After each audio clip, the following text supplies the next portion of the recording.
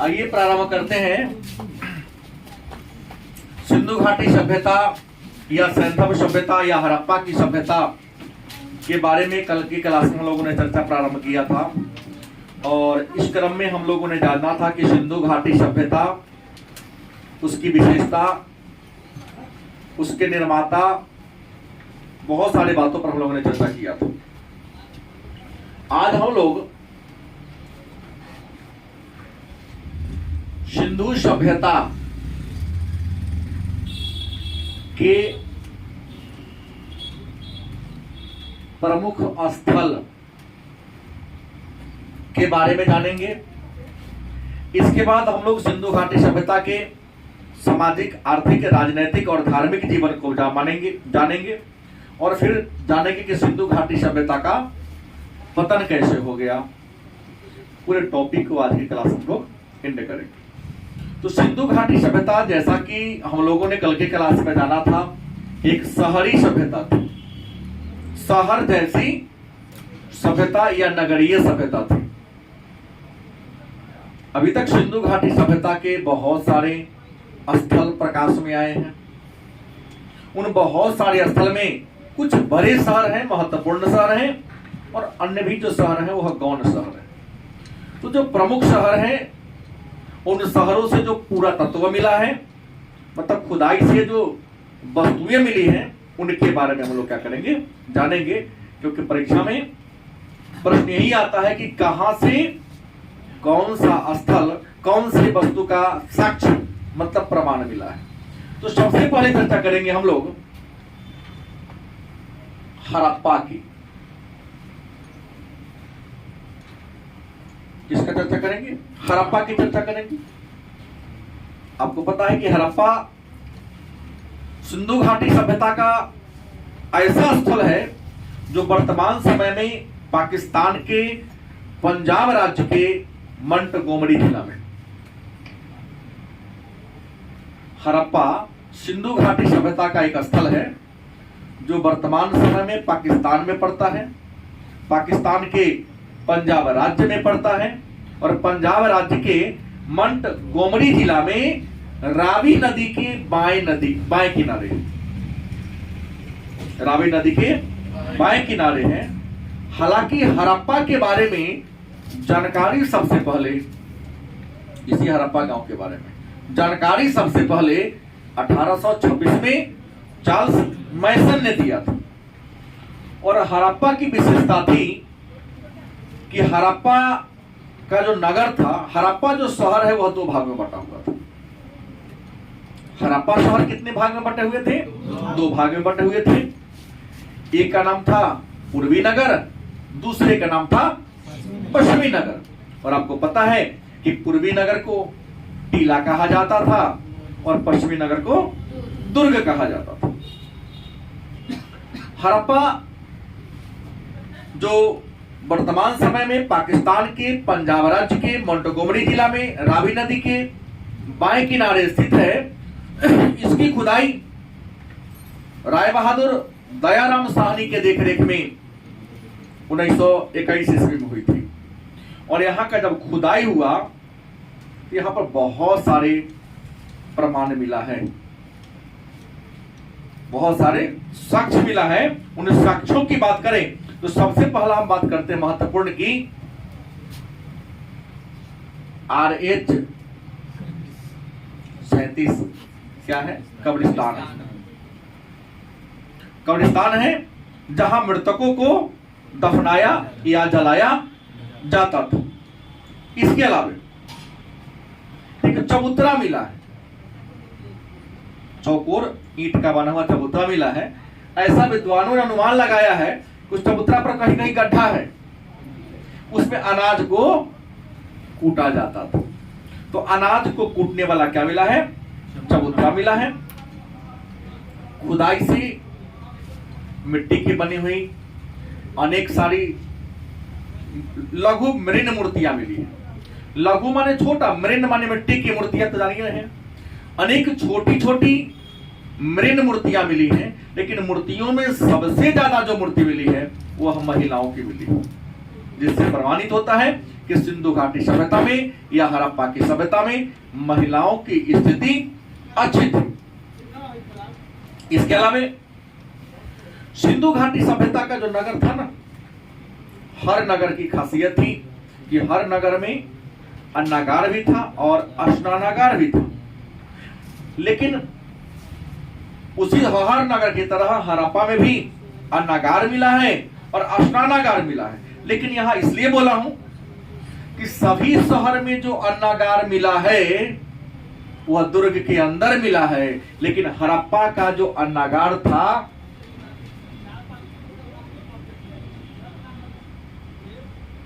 दुर्ग के बाहर मिला है। महत्वपूर्ण बात यहां पर यह है, हर जगह मिला है अन्नागार। अन्नागार का मतलब उस पे करते एफसीआई गोदाम, अनाज का कोठार, तो हर जगह से मिला है। लेकिन सभी जगह जो अन्नागार मिला है वो सारे अन्नागार कहां मिले हुए रखे हुए थे? दुर्ग के अंदर था। लेकिन हड़प्पा का जो अन्नागार मिला है दुर्ग के क्या मिला है? ये थोड़ा सा अलग विशेषता हो। हड़प्पा के बाद हम चर्चा करते हैं किस पर? हड़प्पा के बाद अगर हम चर्चा कर ले तो मोहनजोदड़ो। मोहनजोदड़ो की बात कर ले। और आपको पता है कि मोहनजोदड़ो जिसकी खुदाई 1922 ईस्वी कब हुई? मोहनजोदड़ो जिसकी खुदाई 1922 ईस्वी में राखाल दास बनर्जी के देखरेख में हुआ था। और आपका जो मोहनजोदड़ो है यह वर्तमान समय में पाकिस्तान के सिंध राज्य में लड़काना जिला में सिंधु नदी के किनारे है। और क्षेत्रफल के दृष्टिकोण से मोहनजोदड़ो सिंधु घाटी सभ्यता या हड़प्पा की सभ्यता का सबसे बड़ा स्थल है या शहर है। मोहनजोदड़ो जिसका शाब्दिक अर्थ प्रेतों का टीला या मृतकों का टीला होता है। चूंकि यहाँ की मिट्टी बड़ी उपजाऊ थी इसलिए सिंधी भाषा में मोहनजोदड़ो का अर्थ सिंध का बाग या सिंध का नखलिस्तान भी कहा जाता है। हमने पहले ही कहा कि सिंधु घाटी सभ्यता में हर शहर में, चाहे वह शहर छोटा हो चाहे वह शहर बड़ा हो, अन्नागार और स्नानागार अवश्य मिला है। लेकिन मोहनजोदड़ो का जो स्नानागार था मतलब तालाब, और जो अन्नागार था वो पूरे सिंधु घाटी सभ्यता के क्षेत्र का सबसे बड़ा था।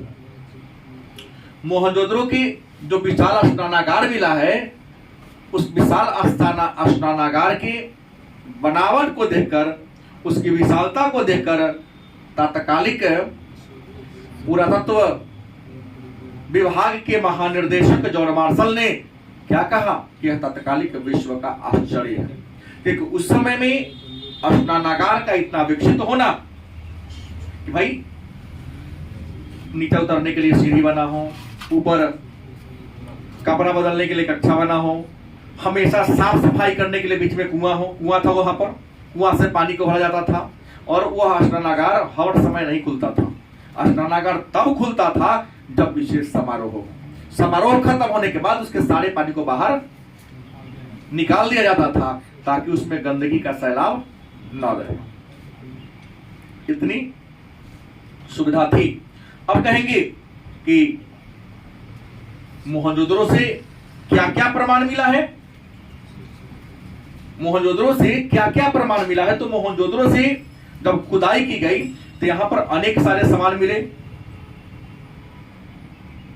जैसे महत्वपूर्ण की बात करें तो स्नानागार पहले बोल दिया हूं, अन्नागार पहले बोल दिया हूं, और एक कांस्य के नर्तकी की मूर्ति मिली। कांस्य के नर्तकी की मूर्ति मिलना यह प्रमाणित करता है कि विज्ञान के क्षेत्र में सिंधु घाटी सभ्यता के लोग बहुत आगे थे। क्योंकि कांसा क्या है? एक मिश्र धातु। कांसा क्या है? जो तांबा और टीन को मिलाकर बनाया जाता है। और आप सभी जानते हैं कि नॉर्मल टेम्परेचर पर तांबा को गलाना संभव नहीं है। क्या संभव है? नहीं संभव था। तो तांबा को गलाने के लिए हाई टेम्परेचर चाहिए। उच्च टेम्परेचर चाहिए, तो उच्च टेम्परेचर पैदा करने की सामर्थ्य उन लोगों के पास थी। तब तांबा और टिन को साथ पिघलाकर एक उसको पानी की तरह बना दिया होगा। और लुप्त मोम विधि से वहां पर मूर्तियां बनती थी। कौन विधि से मूर्ति बनती थी? अब कहोगे लुप्त मोम विधि का मतलब क्या होता है? तो मोम जानते हैं ना आप लोग, मोमबत्ती जिसका बनता है उसका लोग साँचा बनाते थे। क्या बनाते थे? साँचा, जिसको आप लोग कहते हैं डाई। क्या बनाते थे? डाई बना दिया। जैसा आजकल यूट्यूब पर खूब दिखाता है कि कोई औजार बनाना है तो बालू रख दिया, और हथौड़ी बनाना है तो हथौड़ी को वहां रख के नीचे गाड़ दिया, फिर आसानी से हथौड़ी को वहां से क्या कर लिया, निकाल लिया। और जो गड्ढा उसका साइन बनेगा उसी में क्या बोलते हैं, लोहा को पिघला करके डाल दिया। कुछ देर के बाद ठंडा हो जाता है, निकाला तो हथौड़ी की डिजाइन में आ गया। गलत बोल रहा हूँ सही? सेम यही लुप्त मोम विधि है। लुप्त मोम विधि में होता क्या था कि मोम का डाई बना दिया, साँचा, कि आदमी का मोम तो मुलायम होता है, तो मुलायम हुआ तो इंसान का मुंह नाक का साँचा क्या कर दिया, उसे बना दिया, जैसे बनाना हो बना दिया। और बना के उसके पीछे वाला भाग खाली रहता है, तो पीछे वाला भाग में वही गर्म कांसा को पिघला कर डाला होगा, जम गया, जैसा उसका खाका होगा वैसा बन के निकल गया होगा। अब बाद में मोम को नहीं, नीचे से रहता था, बालू पर रख दिया, मिट्टी के अंदर उसको गाड़ दिया, और बाद में जब वो धातु ठंडा हो गया होगा तो मोम को तो बड़ी आसानी से पिघलाकर हटाना संभव था। इसलिए उसका नाम पड़ेगा लुप्त मोम विधि। ये पहले मोम का साँचा बना लिया, फिर उसमें तरल पदार्थ को रखकर जमा दिया, जब जम गया उसको धीरे से पुनः गर्मी देकर बाहर ढांचा बचा का बचा रह गया। तो ये कांसे की जो नर्तकी की मूर्ति मिली है, यह बड़ा क्या था, बेजोड़ था। विज्ञान के प्रगति का एक चमत्कार आप उसको कह सकते हैं। मोहनजोदड़ो के नगर की विशेषता थी कि मोहनजोदड़ो का जो नगर था उसमें घुसने का 2 द्वार था। हर शहर में घुसने का एक ही द्वार था, हालांकि छोटा शहर में था भी नहीं, लेकिन मोहनजोदड़ो का जो नगर था इसमें घुसने के 2 द्वार थे। एक द्वार था उत्तर से, दूसरा द्वार था दक्षिण से। ऐसे सिंधु घाटी सभ्यता के सभी बड़े शहरों में उत्तर से ही एक प्रवेश द्वार हुआ है, लेकिन मोहनजोदड़ो ऐसा शहर है जिस शहर में घुसने के कितने गेट थे? 2, एक उत्तर से, दूसरा दक्षिण से। मोहनजोदड़ो के जितने भी घर बने हैं पकाई गई ईंट का बना है, लेकिन मोहनजोदड़ो का जो घर बना था उसमें ईंट की जोड़ाई इंग्लिश बॉन्ड पद्धति से होता था। कौन बॉन्ड पद्धति? इंग्लिश बॉन्ड पद्धति। मतलब इंग्लिश बॉन्ड पद्धति में हुआ कि ईंट को ईंट से ही जोड़ दिया जाता था। अब देखेंगे ईंट की जुड़ाई हो रही है, एक ईंट ऐसा हुआ, फिर इसके बगल में एक ईंट हटा के यहां पर ऐसे बना दिया, फिर इसके बगल में ईंट ऐसे करके क्या कर दिया, बना दिया। लेकिन अगला आएगा, देखिएगा जब अगला ईंट रखेगा ना,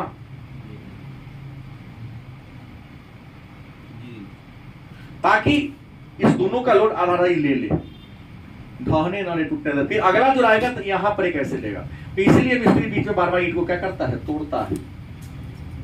नहीं तो सीधा अगर खड़ा इसके सबके खड़ा कर देगा तो जोर बन पाएगा। ये जोड़ने की इसी पद्धति को इंग्लिश बॉन्ड पद्धति कहते हैं। ऐसे जोड़ा जाता, दीवार मजबूत रहे, गारा का प्रयोग किया जाता था, चूना का भी प्रयोग किया जाता था इस लोग। लेकिन वही कुआं वाला और जो तालाब वाला है, तालाब को जोड़ने के लिए पानी रिसे नहीं, जिप्सम का यूज करता था, वही प्लास्टर ऑफ पेरिस, पीओपी। तो उस समय भी जिप्सम का ज्ञान था, ताकि पानी रिस कर बाहर न निकल सके। फर्श को चिकना बनाने के लिए इसका उपयोग किया जाता था। और भी बहुत सारे प्रमाण, फारस का मोहर, खरगोश के चित्र वाली मुद्रा, पशुपति महादेव वाली पढ़े ही है। अब आते हैं तीसरा शहर जो है कालीबंगा। जिप्सम के साथ हाँ हाँ, हालांकि उस समय लोग मुंह देखने के लिए पानी का यूज कर लिया करता था। तांबे का दर्पण मिला है, तांबा का बनाता था। बाद में शीशा का ज्ञान हुआ तो शीशा भी मिलने लगा। शीशा बाहर अफगानिस्तान से मंगाया जाता था, लेकिन लोग गरीब आदमी पानी में जाके मुंह देख लिया, कहीं दाग वगैरह तो नहीं रखा है, क्योंकि स्थिर पानी हो तो स्थिर पानी में आपका चेहरा स्वच्छ पानी शीशा की तरह काम करता है, आपके चेहरा की वास्तविकता को क्या करेगा, दिखा देता है। खैर बातें जो हो, तो कालीबंगा की बात करते हैं तो कालीबंगा सिंधु घाटी सभ्यता का एक स्थल है जो वर्तमान समय में या तत्कालिक समय में भारत के राजस्थान राज्य के गंगानगर जिला में सरस्वती नदी के किनारे था।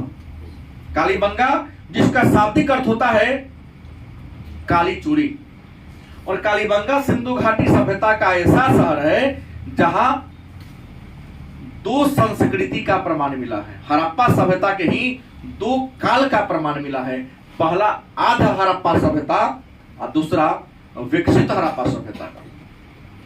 मतलब हड़प्पा सभ्यता के 3 चरण होंगे, प्रारंभिक चरण, मध्यकाल का चरण और अंतिम काल का चरण। अंतिम काल में पूर्णतः विकसित रहा होगा।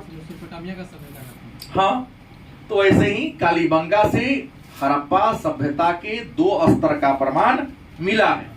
कालीबंगा की खासियत थी अन्य शहरों की तुलना में कहा जाए तो कालीबंगा में दुर्ग के अंदर बड़े बड़े लोग रहते थे। आज जो गरीब लोग की बस्ती होती थी वह दुर्ग के किला के बाहर होती थी। लेकिन कालीबंगा की एक और खास विशेषता थी कि हड़प्पा सभ्यता के जितने भी शहर मिले हैं सभी शहर में पकाई गई ईंट के भवन मिले हैं, लेकिन कालीबंगा एकमात्र शहर है जहां भवन बनाने के लिए कच्ची ईंट का प्रयोग हुआ है। गलत सही, भवन बनाने के लिए कच्ची ईंट और नाला बनाने के लिए पक्की ईंट का प्रयोग हुआ है। यहां पर कई बार नाली लकड़ी का मिला है, क्योंकि कालीबंगा से लकड़ी की नाली का प्रमाण मिला है। यहां पर कुछ मिट्टी का बर्तन मिला है, और मिट्टी के बर्तन तो कुम्हार चाक पर बनाते हैं। और मैं आपको पहले बता चुका हूं कि कुम्हार का मोहल्ला या कुंभकार का मोहल्ला मोहनजोदड़ो से मिला है।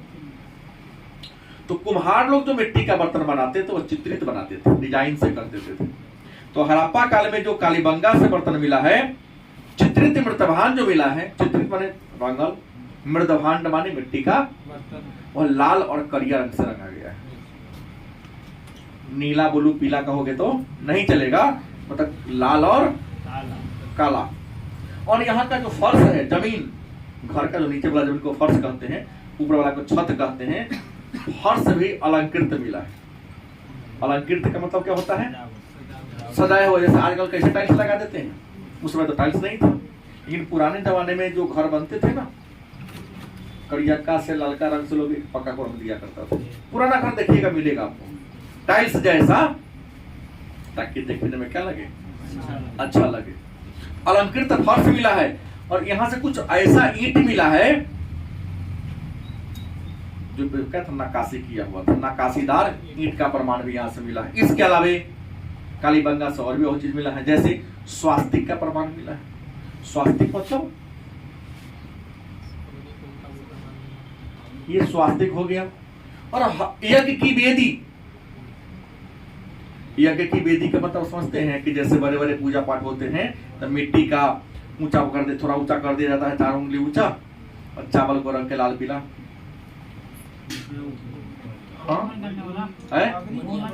नहीं, होमन नहीं होता उस पर, चावल के लाल पीला रंग करके उसी पर सुंदर पर सजाया जाता है उसको। यज्ञ की वेदी कहते हैं। यज्ञ की वेदी भी मिला है, और यज्ञ की वेदी के अलावे कतार में हवन कुंड। यज्ञ की वेदी अलग हो गया और हवन कुंड अलग। हवन कुंड तो वहां हो गया धूप लेके स्वाहा स्वाहा करते हैं, वो वाला हो गया, वो अलग चीज हो गया। लेकिन बड़े बड़े जब पूजा पाठ होते हैं देखिएगा, थोड़ा सा मिट्टी रख के ऊंचा चबूतरा बना दिया जाता है, उसी पर चावल पर लाल पीला रंग करके, हाँ, झंडा भी करा जाता है। हाँ, एक जगह 9 खंड होगा, एक जगह 16 खंड होगा, एक जगह 64 खंड होगा। ये सब 12 पूजा होगा। 12 पूजा करें, सब आदमी सब बड़ा पूजा करो, बुलाओ। नहीं है, नहीं होता है ऐसा। प्रश्न है नहीं है, ये तो कहना गलत है कि पूजा का फल नहीं मिल रहा है। बहुत तरीका है मिलने का। और नवी तरीके राइटो भी आ सकता है। हमने बार बार बोला कि इंटरव्यू में जाना टॉप होने का प्रमाण नहीं है। अब अलग बात है, सब काम दिखा दिए कि कितना बार झेले हुए हैं, तुमको लगा कि वहां की गलई है, तुम घूमे चलो वैसे देवे सलाह ले से हमारा देवे चलो वैसे, क्योंकि सब जाता है यहाँ के हर साल जाता है। मैं धैर्य नहीं को तो मैं कल भी ये बात बोला कि इंटरव्यू में जाने का मतलब टॉप होना नहीं है। पिछले बार शिबू टॉप की थी, आपके सामने है, हमेशा आती जाती भी रहती है। गलत से काहे करा बुलाया था? साइंस वाला बहुत गया था, कहाँ इसको बुलाया था? ये तो हो सकता है कि जो नहीं गया तो लकी साबित होगा, कितने नंबर हुए चलो लो। इसलिए टेंशन में जीने की जरूरत नहीं। तो हमने कहा कालीबंगा से यज्ञ की वेदी मिला है, स्वास्तिक का प्रमाण मिला है, और स्वास्तिक का संबंध सूर्य की पूजा से। जोता हुआ खेत का प्रमाण मिला है। यहाँ से भूकंप का भी प्रमाण मिला है कि भूकंप को मतलब धरती थोड़ा लहरदार बन चुका है। कालीबंगा की बात अगर हम बात करते हैं, कहोगे सब लिख क्यों नहीं रहे, तो लिखेंगे तो कितना बड़ा बोर्ड पे ये करना होगा। शहर हम डिनोट कर दे रहा हूँ, केवल वीडियो पहला बन गया, वीडियो देख के लिखेंगे, सुना जा सकता है, इसलिए स्लो भी बोल रहा हूं। अगला शहर है सुतकोट, सुतका गेंडोर। सुतका गेंडोर की बात करते हैं। सुतका गेंडोर यह भी सिंधु घाटी सभ्यता या हड़प्पा का सभ्यता का एक प्रमुख शहर है, और इसकी खुदाई 1927 में ओरियल स्टील के द्वारा किया गया था, और यह द्रास नदी के किनारे है। सुतका गेंडोर किस नदी किनारे है? द्रास नदी के किनारे है। और सब की बात हमको नहीं जानना है, सबसे बड़ी महत्वपूर्ण बात है कि सुतका गेंडोर एक बंदरगाह नगर है। जैसे लोथल, हाँ, हम लोग 12वीं में केवल लोथल को ही जाने हैं ना, लेकिन आप प्रतियोगिता के दृष्टिकोण से पढ़ रहे हैं तो सुतका गेंडोर भी एक बंदरगाह नगर है। और आपको बता दें, सुतका गेंडोर की खासियत थी कि इसके चार दीवारी पत्थर की बनी थी। सिंधु घाटी सभ्यता की सभी नगरों की जो चार दीवारी थी वो किसकी बनी थी? ईंट की। लेकिन सुतका गेंडोर की जो दीवार थी, दीवार मतलब चार दीवारी, और किसकी बनी थी? पत्थर की बनी थी। धौलावीरा का भी है, मैं वहां तक आया नहीं हूं, लेकिन वहां पूछेगा ना, अगर मान ले धौलावीरा न रहे तो आपको याद रखना पड़ेगा कि सुतका गेंडोर का भी चार दीवारी पत्थर का था। और सबसे बड़ी बात है कि यहां से मिट्टी की चूड़ी मिली है। मिट्टी की ऐसे चूड़ी का प्रमाण आप लोग अभी तक यही जान रहे हैं कि कालीबंगा से मिला है, क्योंकि कालीबंगा का अर्थ होता है काली चूड़ी, और वह भी चूड़ी कथी का था? मिट्टी का था। लेकिन मिट्टी की चूड़ी कालीबंगा के अलावे सुतका गेंडोर से भी मिला है। इसके अलावे हम बात करते हैं कोट दीजी की। कोट दीजी की बात करते हैं। कोट दीजी सिंधु घाटी सभ्यता का एक प्रमुख शहर है, और यह शहर वर्तमान समय पाकिस्तान के सिंध राज्य में सिंधु नदी के किनारे है। कोट दीजी जो पाकिस्तान के सिंध राज्य में सिंधु नदी के किनारे है, 1953 ईस्वी में फजल अली के देखरेख में इसकी खुदाई हुई थी। किसके देखरेख में? फजल अली के देखरेख में कोट दीजी की क्या हुई थी? खुदाई की गई थी। और सबसे बड़ी बात है कि कोट दीजी से एक सुरक्षा का दीवार मिला है। एक ऐसा दीवार है, शायद कोई ना कोई अटैक वहां पर करता रहा होगा। जैसे आजकल के जाके देखो आर्मी का कैंप बना होता है, तो आर्मी के कैंप के चारों ओर से बोरा में मिट्टी कस के रख दिया गया रहता है, क्योंकि हर बार दीवार बनाना संभव नहीं है और थोड़ा महंगा पड़ता है। तो बोरा में बालू कस के दीवार के चारों ओर से रख दिया जाता है। गलत सही? कहीं कहीं खाली भी रहता है, कहीं दुश्मन उधर से आए तो इसी के छेद के माध्यम से, सुरंग के माध्यम से दुश्मन का निशाना लगाया जा सके। इसी तरह का कोट दीजी से सुरक्षा गया कि दीवार मिला। शायद वहां पर कोई सीमा पर था, कि कोई अगर बाहरी आक्रमण करे तो सिंधु सभ्यता का यहाँ पर क्या कर सके, बताया जा सके। रंगपुर की बात कर ले, सिंधु सभ्यता का और भी शहर है, कौन है? रंगपुर की बात कर ले। और रंगपुर जो है यह गुजरात में, भारत के गुजरात राज्य के जलवार जिला में भादर नदी के किनारे है। भादर को या मादर को? रंगपुर भारत के गुजरात राज्य में मादर नदी के किनारे है और गुजरात के जलवार जिला में है। माधव स्वरूप वत्स के देखरेख में इसका खुदाई हुआ है। और सबसे महत्वपूर्ण बात एक बात है कि रंगपुर से चावल की भूसी मिला है। यही लाइन के लिए पढ़ाया हूं कि चावल के भूसी का प्रमाण कहां से मिला है? रंगपुर से मिला है। रंगपुर के बाद हम बात करते हैं धौलावीरा। कौन है? रंगपुर के बाद हम बात किसकी करें? धौलावीरा। और धौलावीरा भी अपने भारत में ही है। कहां है? धौलावीरा भारत में है और भारत के गुजरात राज्य में कच्छ के रण में। कहां है? यह गुजरात में है। कहां है? कच्छ के रण में बसा हुआ। और सबसे बड़ी बात विशेषता बता दो कि इसकी खुदाई 1990-91 में हुई थी। धौलावीरा की खुदाई कब हुई? 1990-91 में आर.एस. विष्ट के देखरेख में हुआ था।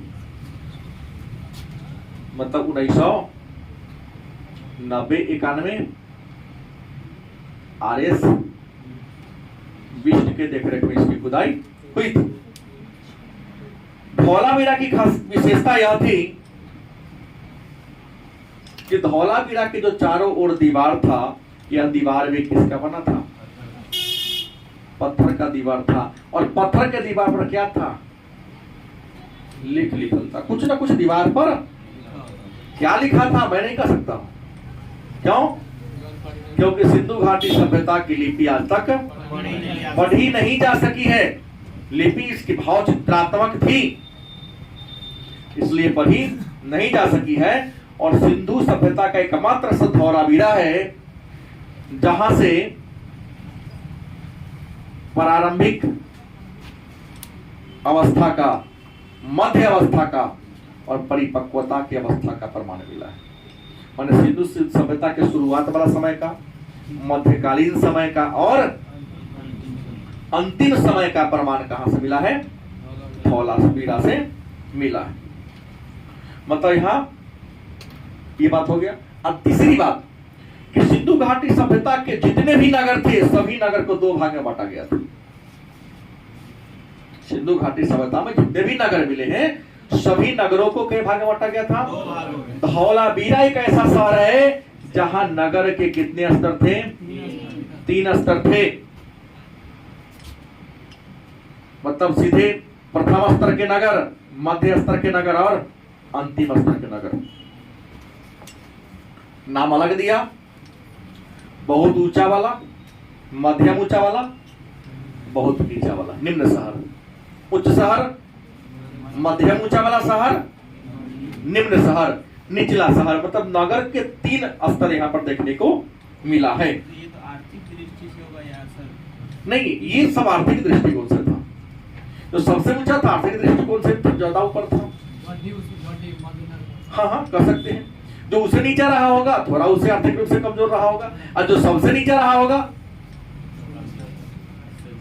मतलब कहीं ना कहीं वह आर्थिक दृष्टिकोण से ज्यादा कमजोर रहा होगा। धौलावीरा अभी तक क्षेत्रफल के दृष्टिकोण से सिंधु घाटी सभ्यता का सबसे बड़ा भारतीय स्थल है। लेकिन नया रिसर्च चल रहा है, राखी गढ़ी का जो हरियाणा में पड़ता है उसका विस्तार लगातार बढ़ते जा रहा है।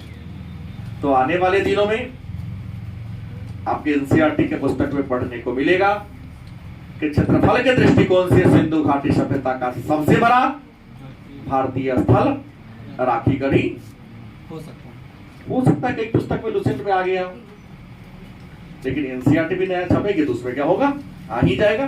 तो सबसे बड़ा मोहनजोदड़ो, दूसरा सबसे बड़ा राखी गढ़ी हो जाएगा और तीसरा सबसे बड़ा मोहनजोदड़ो का संभवतः माना गया क्या सर? संभवतः माना है, सही बोले।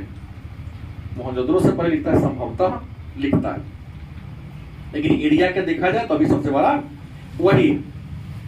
इसके बाद आते हैं रोपर। अभी बहुत शहर है। बात किसकी लेते हैं? रोपर की बात करते हैं।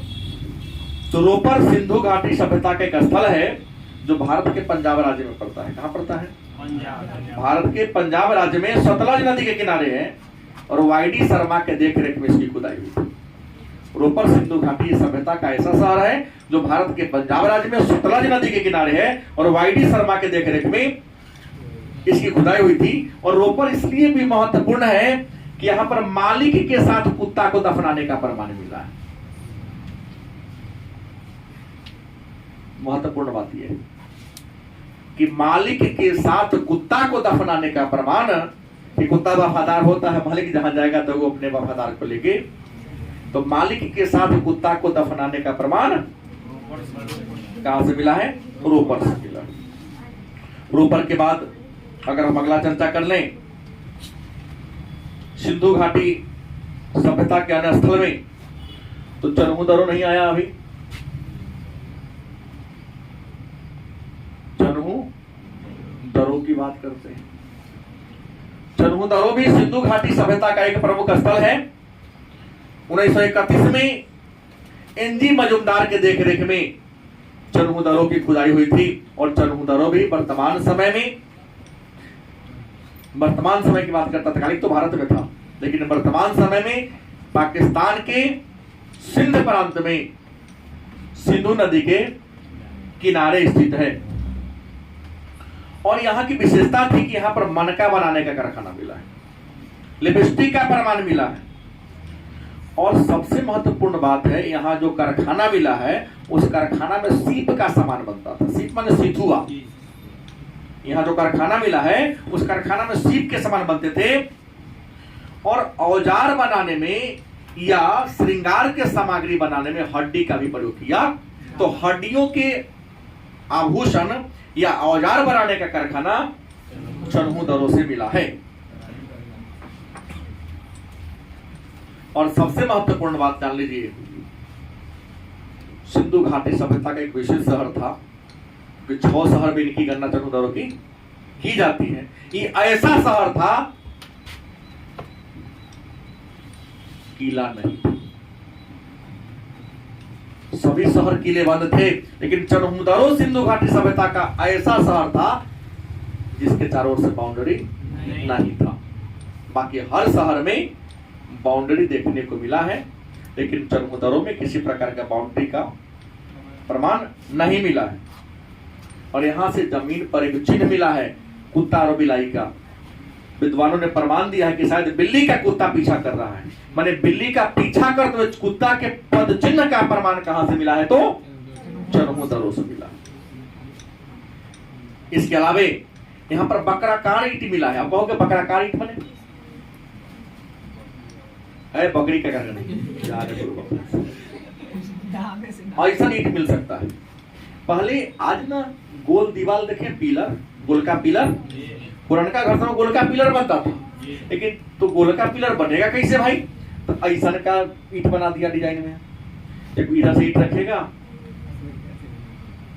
हो गया गोल बन गया। ईंट पर रखते जाएगा तो तुमको जोड़ते जाएगा, बन जाएगा, बनता है अभी भी। तो बकराकार ईंट का प्रमाण कहां से मिला है? कहां से मिला है? चरमुदरो से मिला है। और एक महत्वपूर्ण बात थोड़ा आगे के लिए कि चरमुदरो से झूकर झांगर संस्कृति का प्रमाण मिला है।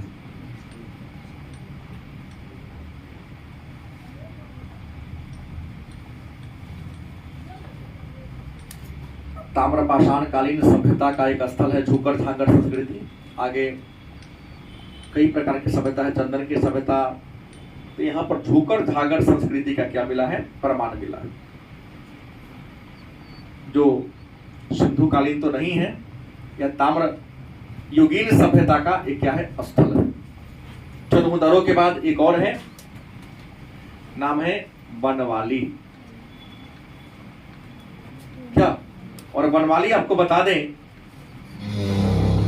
भारत के हरियाणा राज्य के हिसार जिला में और सरस्वती नदी के किनारे है। इसकी खोज आर.एस. बिष्ट ने किया था। कौन किया था? आर.एस. बिष्ट ने इसकी खोज किया था। और यहाँ की सबसे बड़ी बात है, यहाँ से मिट्टी की हल का खिलौना मिला है। एक खिलौना मिला है, लेकिन वो कथी का बनल है? मिट्टी का बना हुआ खिलौना। शायद इसका मतलब है कि लकड़ी का भी हल रहा होगा। मिला है नहीं, लकड़ी का हल भी रहा होगा सिंधु सभ्यता में, जो शायद गल गया होगा। लकड़ी का हल देखा होगा, तब ना लोग मिट्टी के खिलौना टाइप को बना दिया। जैसा जेसीबी चलता था, लड़कों वाला जेसीबी मिल रहा है, प्लास्टिक का ट्रक वह सब चीज मिल रहा है। तो जो चीज रियल में रहा होगा उसी का देखा देखी ना कलाकार किसी अन्य चीज का बना दिया होगा। यहाँ पर खिलौना मिला है।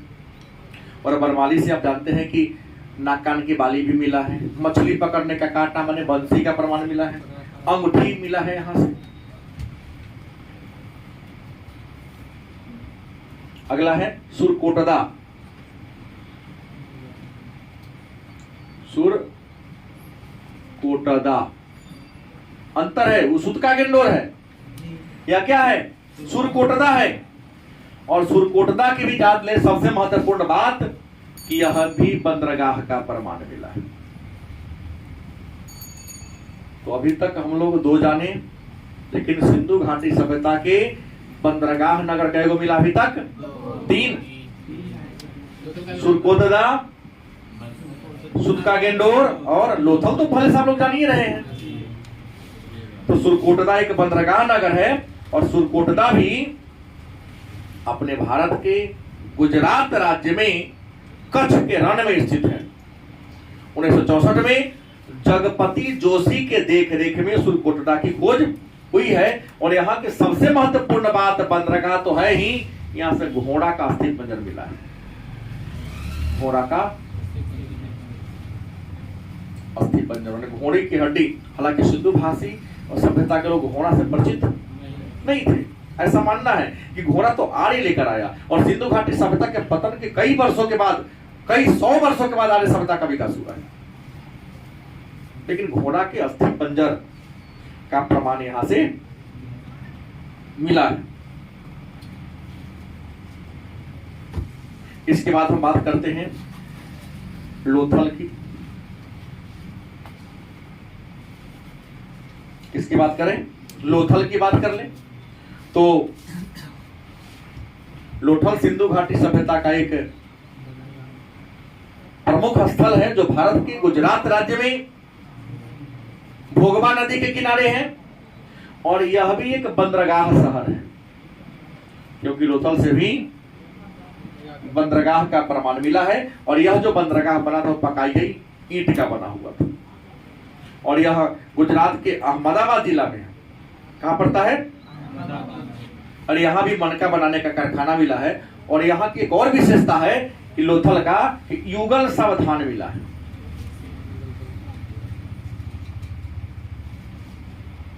मन एक जगह तो ऐसा कब्र मिला है जहां 3 गो आदमी की जरूरत दफना दिया गया, लेकिन यहीं से एक और मिला है जहां स्त्री और पुरुष को एक के साथ दफना दिया गया। शायद ऐसा हुआ होगा कि हस्बैंड वाइफ एक मर गया हो, दोनों के एक बार दफना दिया गया हो। सती प्रथा नहीं कर सकते हैं, क्योंकि सती प्रथा में मतलब जलाना होता है। यहाँ दफन की बात है। हड्डी मिला, दोनों साथ ही मरा होगा तब ना दफना दिया। या हो सकता तुम्हारे बात को मैं काट नहीं सकता हूं कि जिंदे में दफना दिया हो, लेकिन ऐसा अभी तक भारत के किसी भी इतिहासकार ने लिखा नहीं कि जिंदा दफनाया। हाँ, दीवार में चिरवाने की परंपरा थी मुगल काल में, नाक कान काटने की परंपरा थी। क्या है, अकबर होते तो हो जाएगा नाक कान कटवा लेते। दुर्भाग्य जहांगीर के बाद हम लोग पैदा लिए हैं कि जहांगीर ने नाक कान कटवाने की परंपरा को खत्म करवा दी। ठीक बात है ना। और लोथल से एक बर्तन मिला है,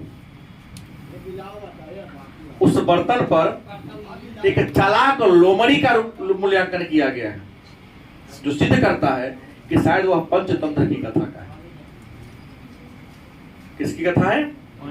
हाँ, और लोथल से एक और बात मिला है कि हाथी के दांत का पैमाना मिला है। हाथी दांत का पैमाना, पैमाना माने पटरी, अंग्रेजी में स्केल मिला है। यहाँ से पटरी बोली क्या, औजार बक्सा वाला, नापने वाला। तो हाथी के दांत का पैमाना कहां से मिला है? लोथल से मिला है। एक खास बात मैं जब सब में नहीं चर्चा किया, यहां तक कर रहा हूं कि सिंधु घाटी सभ्यता में जितने भी शहर मिले हैं, सिंधु घाटी सभ्यता की खासियत थी पर्दा प्रथा था सिंधु घाटी सभ्यता में, क्योंकि सभी शहर का जो मुख्य द्वार, घर का मुख्य द्वार था, वो गली के सड़क की ओर खुलती थी। लेकिन लोथल एक ऐसा शहर है जहां घरों का मुख्य द्वार मुख्य सड़क की ओर खुलती थी, जो सिद्ध करता है कि शायद लोथल में वेश्यावृत्ति की परंपरा थी। अनुमान है, लिखाल पढ़ाया नहीं। अब सवाल आते हैं, छोड़िए शहरों को, नगर नियोजन। सिंधु घाटी सभ्यता की सबसे प्रधान विशेषता क्या थी? नगर नियोजन थी। और सिंधु घाटी सभ्यता के नगरों को जाल के आधार पर, जाल माने कहो तब चाहे ग्रिड कहो तब, ग्रिड पद्धति जाल की तरफ फैलाया गया था। जाल कहने का मतलब ये सड़क हुआ, ये सड़क हुआ, इसके किनारे भी घर, इसके किनारे भी घर, इसके किनारे भी घर, फिर जाकर क्रॉस कर दिया, ऐसे क्रॉस कर दिया, ऐसी ग्रिड प्रणाली पर, जाल तंत्र के आधार पर, जाल तंत्र के आधार पर, जाल के जैसा सिंधु घाटी सभ्यता के सड़कों को बसते हैं। जाल की तरह है ना, हाँ, जाल विन्यास ही था। सबसे महत्वपूर्ण बात, सिंधु घाटी सभ्यता का जो नगर था ना, वह आयताकार था। नगर जो भी हो, क्या था? आयताकार था। चाहे सड़क हो, चाहे नाला हो, सभी एक दूसरे को समकोण प्रकार। आयताकार का मतलब नहीं बुझे? आयताकार जिसके आमने सामने की भुजा क्या हो? बराबर हो और चारों कोण समकोण हो।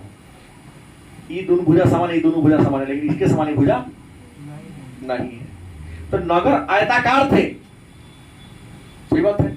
सड़कें दो प्रकार की थी, सही बात है। एक गली की सड़क, एक मुख्य सड़क। मुख्य सड़क कच्ची था, लेकिन गली की सड़क पक्की ईंट का बना था। कारण था कि गली में साफ सुथरा होना जरूरी। लेकिन सड़क चाहे नाला एक दूसरे को समकोण पर काटती थी। समकोण पर काटने की व्यवस्था को ऑक्सफोर्ड सर्कल कहा गया। नाला को स्लेब से ढका गया था, ईंट और पत्थर के स्लेब बना करके। क्योंकि जाम कर दिया गया था, इसलिए नाला के बीच बीच में मेन होल बना हुआ था, जिसको नागरमुख भी कहते हैं। मेन होल क्यों बनाया? तो मेन होल इसलिए बनाया कि सब जगह तो हर बार तोड़ेंगे तो काम करवाया जाएगा। मेन होल का ढक्कन हटाएंगे, यहाँ का सारा कचरा निकाल के बाहर हम फेंक दिया जाएगा। सिंधु घाटी सभ्यता में घर ग्राउंडो फ्लोर वाला था, और 2 मंजिला भी घर मिला है कई जगह से। कई जगह से 3 मंजिला घर भी मिला है। अब कहोगे सर सीढ़ी क्या होता था? तो सीढ़ी लकड़ी और पकाई गई ईंट का बनता था। किसी पास लकड़ी है, देखे ना, पहले लोग लकड़ी का सीढ़ी बना दिया, तख्ती का बुजुर्ग बना देता था। अब अभी भी कई जगह है। आज जिसके पास भाई ज्यादा ईंटा है, तो ईंट को भी थक करते करते ज्यादा ईंट लगेगा, अलग बात है। तो लकड़ी और ईंट का सीढ़ी बनता था। सड़क की खासियत थी कि सिंधु घाटी सभ्यता की जो सड़कें थी, वो हमेशा उत्तर से दक्षिण की ओर बनती थी। पूर्वी पश्चिमी सड़क यहां नहीं मिला है। सिंधु घाटी सभ्यता की सभी सड़कें उत्तर से दक्षिण की ओर जाती है। घर, नाला सब ईंट का बनता था। और सिंधु घाटी सभ्यता का जो ईंट था, उसका साइज देख लीजिए, 10 गुने 20 गुने 40 सेंटीमीटर, 10 सेंटीमीटर गुने 20 सेंटीमीटर गुने 40 सेंटीमीटर ईंट का साइज था। आजकल के मिस्त्री को तो उठवे ना करेगा, बड़ा से कम नहीं हुआ भाई। 10 सेंटीमीटर गुने 20 सेंटीमीटर गुने 40 से मतलब लंबाई, चौड़ाई और मोटाई, ये ईंट का क्या था? साइज था सिंधु घाटी सभ्यता की। हमने कहा कि घर बनता था, दीवार, घर वाला जो दीवार जो रहता था, गाढ़ा चुना जो रहता था, लेकिन नाला जो रहता था जिप्सम से जो रहता था, ताकि पानी रिस कर आगे पीछे भाग ना सके। हम पहले ही चर्चा कर चुके हैं, सिंधु घाटी सभ्यता के नगर दो प्रकार के थे, पूर्वी पश्चिमी। पूर्वी को टीला, पश्चिमी को दुर्ग। संभवतः पूर्वी भाग में गरीब लोग रहते थे, पश्चिमी भाग में अमीर लोग रहते थे। गलत कि सही? और सिंधु घाटी सभ्यता में जो घर बना था, घर में प्रवेश द्वार की बात करते हैं तो घर में प्रवेश द्वार हमेशा पूरब के मुख होता था। घर का मेन द्वार किधर की होता था? पूरब के मुख खुलता था। तो ये था सिंधु घाटी सभ्यता का नगर निवन। नगर की बात करते हैं, नगर में हम आ जाते हैं। पहले अब राजनीतिक जीवन की बात करते हैं। राजनीतिक व्यवस्था कैसी थी? तो सिंधु घाटी सभ्यता का लिपि आज तक पढ़ाया नहीं, क्योंकि सामाजिक जीवन, आर्थिक जीवन का पता पुरातत्व के आधार पर लगाया जा सकता है। धार्मिक जीवन का पता पुरातत्व के आधार पर लगाया जा सकता है, लेकिन जब तक लिपि पढ़ाएगा नहीं, ये नहीं कहा जा सकता कि सिंधु घाटी सभ्यता का प्रशासन कौन चलाता था। हाँ, व्यापार की प्रधानता थी, नगर में सब कुछ चुस्त दुरुस्त था। लोग अनुमान लगा लेता है कि सिंधु सभ्यता का प्रशासन व्यापारियों के हाथ में, क्योंकि सिंधु सभ्यता के लोग शांति प्रिय थे, युद्ध प्रिय नहीं थे। गलत सही? हाँ, सिंधु सभ्यता से बड़ा मंदिर का अवशेष नहीं कहीं मिला है, ना कोई बड़ा भवन मिला है कि ये कहा जा सके कि राजा प्रसाद है। हाँ, स्तूप का प्रमाण मिला है मोहनजोदड़ो से, स्तूप माने समाधि, लेकिन मंदिर का प्रमाण कहीं से नहीं मिला है। आर्थिक जीवन की बात करें, इसकी बात करें तो पहले ही कह दिया, सिंधु घाटी सभ्यता एक कांस्ययुगीन सभ्यता थी, क्योंकि लोग तांबा और टीन को मिलाकर कांसा बनाना जानते थे। लेकिन आर्थिक जीवन में लोग व्यापार बड़े पैमाने पर करते थे, अंतरराष्ट्रीय व्यापार होता था, क्योंकि सिंधु सभ्यता के लोग खेती बाड़ी तो करते ही थे, लेकिन खेती बाड़ी के साथ पशुपालन, उद्योग धंधा भी करते थे, व्यापार बड़े पैमाने पर। क्योंकि मेसोपोटामिया और फारस के साथ इनका व्यापारिक संबंध था, क्योंकि मेसोपोटामिया और फारस के बीच, सिंधु सभ्यता के बीच बड़ा बड़ा दो बाजार था, जिनका नाम था दिलमुन और माकन। फारस की खाड़ी, दिलमुन जिसको वर्तमान में बहरीन के नाम से जानते। खाने वाला मुख्य अनाज की बात करते तो मुख्य अनाज में गेहूं और क्या था? जौ था। हाँ, चावल का भी प्रमाण मिला है, लेकिन जितना गेहूं और जौ का मिला उतना चावल का प्रमाण नहीं मिला है। लोग खेती बाड़ी करते हैं, क्योंकि कालीबंगा से जोता हुआ खेत का भी प्रमाण मिला है। एक विशेष बात आर्थिक जीवन में कि कपास की खेती करने का श्रेय सबसे पहले सिंधु सभ्यता के लोगों को जाता है, और सिंधु सभ्यता में कपास की खेती भी सबसे पहले हुआ, और कपास का हाइब्रिड बीज भी सबसे पहले इंडिया में ही बना, जिसका नाम है बीटी कॉटन। दूसरी महत्वपूर्ण बात कि सिंधु सभ्यता के कपास को, भारत के कपास को मेसोपोटामिया में सिंधु कहा गया, और यूनान में फुलून कहा गया। फुलून, और फुलून को ही कहते हैं सिंदन कहते हैं, फुलून के नाम से जाना गया इसे। यहाँ के लोग पशु पालते थे, और इनको पालने वाला जो मुख्य पशु था, बैल, भैंस, बकरी और सूअर, ये पालते थे। लेकिन इन पशुओं में सबसे ज्यादा फेमस पशु था तो ऊपर वाला क्या था? सांड था। हाँ, ऊंट भी प्रमाण मिला है, कालीबंगा से ऊंट का हड्डी मिला है। कालीबंगा से क्या मिला है? और कालीबंगा जानवर का राजस्थान में, तो संभवतः ऊंट से भी लोग परिचित थे। 12 सिंगा हिरण की एक प्रजाति जिसको 12 को सिंह होता है, 12 सिंगा का ही प्रमाण मिला है, लेकिन एक ही जगह से मिला, वो मिला अमरी से। तो ये लोग 12 सिंगा मतलब हिरण से भी परिचित थे। हाँ, हाथी का अस्थि मिला, सॉरी घोड़ा का अस्थि मिला है, लेकिन बड़े पैमाने पर नहीं मिला। गेहूं यहाँ के लोग 2 प्रकार के उगाते थे। गेहूं कई प्रकार के था? आज तो अनेकों प्रकार के किस्म आ गया, लेकिन उस समय में 2 वैरायटी का गेहूं लोग उगाता था अपने खेत में। तरबूजा से लोग परिचित था, मसूरी, खेसारी, सरसों, इन सब के बीज को भी लोग उगाया करता था। सामाजिक जीवन की बात करते हैं तो सिंधु घाटी सभ्यता का समाज परंपरागत, लोग एक ही साथ मिलजुल कर रहा करते थे। कई पीढ़ी के लोग एक ही घर में रहा करते थे। घर में बर्तन की बात करते हैं तो मृदभांत मिट्टी के बर्तन का प्रयोग करते थे, क्योंकि धातु उस समय थी लेकिन बड़े पैमाने पर उपलब्ध नहीं थी। ये लोग मिट्टी के बर्तन जिसको मृदभांड कहते हैं, मृदभांड का प्रयोग करते थे। गरीब लोग हैं तो सादा बर्तन का प्रयोग, अमीर है तो लाल काला रंग के जो रंगवा के प्रयोग करते थे। उसके बाद यहाँ के लोग आयात निर्यात भी करते थे, जैसे अफगानिस्तान से शीशा मंगा लिया, मोहन यहाँ से क्या बोलते कर्नाटक से सोना मंगा लिया, हिमालय क्षेत्र से शिलाजीत, ईरान से चांदी, और यह भी कपास का निर्यात करते थे। अगर हम मंगाते थे तो निर्यात भी करते थे, कपास का निर्यात करते थे, मिट्टी के बने हुए बर्तन को निर्यात करते थे। मतलब आयात और निर्यात दोनों प्रकार का व्यापार होता था। सिंधु घाटी सभ्यता में जो रुपया बनता था, रुपया, तो 2000 सील मिला है अभी तक। लगभग कितना सील मिला है? 2000 सील मिला है। उन सील पर कुछ वृक्ष का और कुछ जानवर का भी फोटो मिला है। लेकिन सिंधु सभ्यता का जो मुद्रा बनता था सिलखड़ी का बनता था। आप सिलखड़ी को मुलायम पत्थर कहो या पकाई गई मिट्टी कहो, मुलायम पत्थर का ये लोग अपन दिमाग लगा के बनाते थे। और जो सिक्का था इनका, जो मुहर था, वो आयताकार और वर्गाकार, तो ये डिजाइन का था। मतलब सिंधु सभ्यता का जो मुहर था या तो आयताकार था, नहीं तो क्या था? अब बना किसका था? सिलखड़ी, मतलब मुलायम पत्थर या पकाई गई, ये बनता था। हाँ, एक श्रृंगी पर और कुंवर वाला सांड ज्यादा अंतर मिला है। इसके अलावा अन्य पशु पक्षी का प्रमाण भी मिला है, लेकिन जो ये है ज्यादा मिला। धर्म की बात करते हैं तो सिंधु सभ्यता प्राकृतिक पूजक थे। अलग बात है, पीपल की पूजा का, नाग के पूजा का, सूर्य की पूजा का प्रमाण मिला है, लेकिन कुंवर वाला सांड ज्यादा पूजनीय पशु था। लेकिन मंदिर जैसा कोई प्रमाण नहीं मिला है कि मैं सिंधु घाटी सभ्यता के धार्मिक जीवन के बारे में विस्तार से चर्चा कर सकूं। हाँ, पृथ्वी को उर्वरता के देवी माना गया है। भूमि के, इसलिए मैंने कहा प्राकृतिक पूजक थे लोग।